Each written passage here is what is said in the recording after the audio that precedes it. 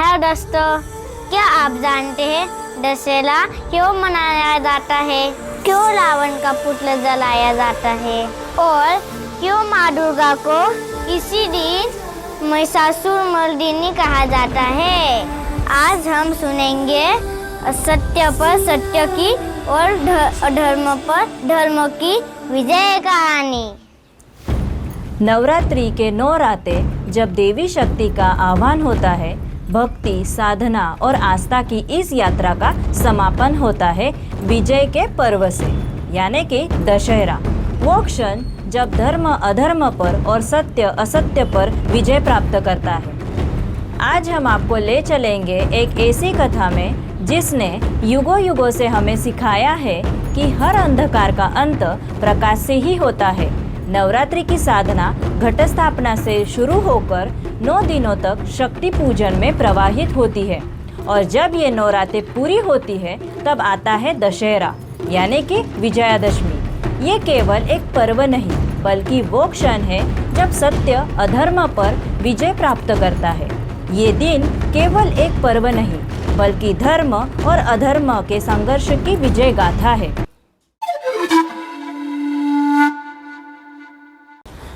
अश्विन मास की शुक्ल पक्ष की दशमी तिथि, वो दिन जब पूरे भारतवर्ष में जलते हैं रावण के पुतले, वो दिन जिसे कहते हैं विजयादशमी। लेकिन क्या आपने कभी सोचा है, ये केवल रावण दहन ही नहीं बल्कि धर्म और अधर्म की अमर कथा है।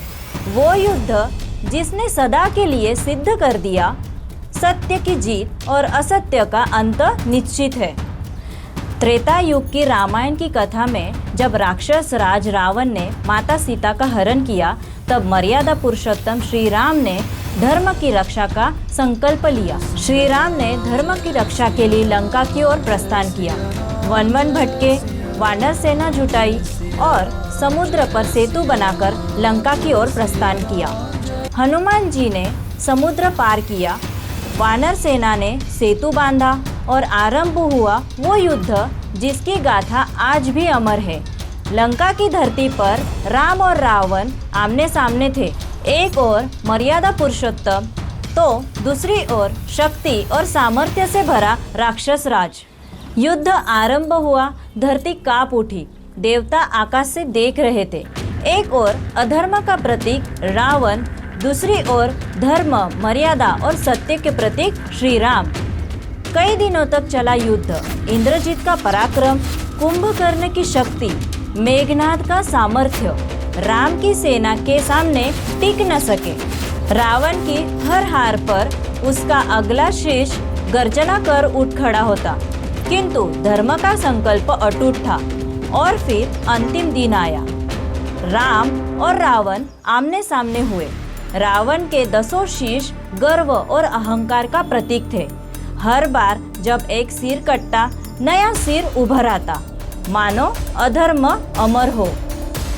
विभीषण ने बताया, प्रभु रावण का अमृत उसके नाभि में है, उसी पर आघात कीजिए। और फिर वो क्षण आया जब श्री राम ने ब्रह्मास्त्र का संधान किया। वो बाण सीधा रावण के नाभि को भेद गया और वही हुआ अंत लंका के राजा का। धूल में मिल गया उसका अहंकार। लंकापति रावण धधकती ज्वालाओं में ढह गया और धरती ने देखा अधर्म का अंत और धर्म की विजय। रावण का पतन केवल एक राजा का अंत नहीं था, ये था अधर्म पर धर्म की विजय का संदेश। क्रोध, अहंकार और अन्याय चाहे कितने ही प्रबल क्यों न हो, सत्य और धर्म की शक्ति के आगे टिक नहीं पाते। इसीलिए हम हर साल दशमी को रावण का पुतला जलाते हैं, ताकि हमें याद रहे अपने भीतर के रावण को भी हराना है। काम, क्रोध, लोभ, मोह और अहंकार, ये सब रावण के 10 सिरों की तरह हमारे भीतर छिपे हैं। विजयादशमी का उत्सव हमें इन्हें जलाने का संकल्प दिलाता है।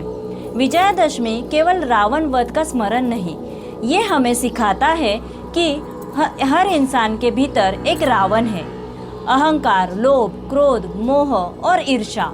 और हर विजयादशमी हमें ये अवसर देती है कि हम अपने भीतर के रावण को जलाएं। और अपने जीवन में सत्य, साहस और धर्म की स्थापना करें।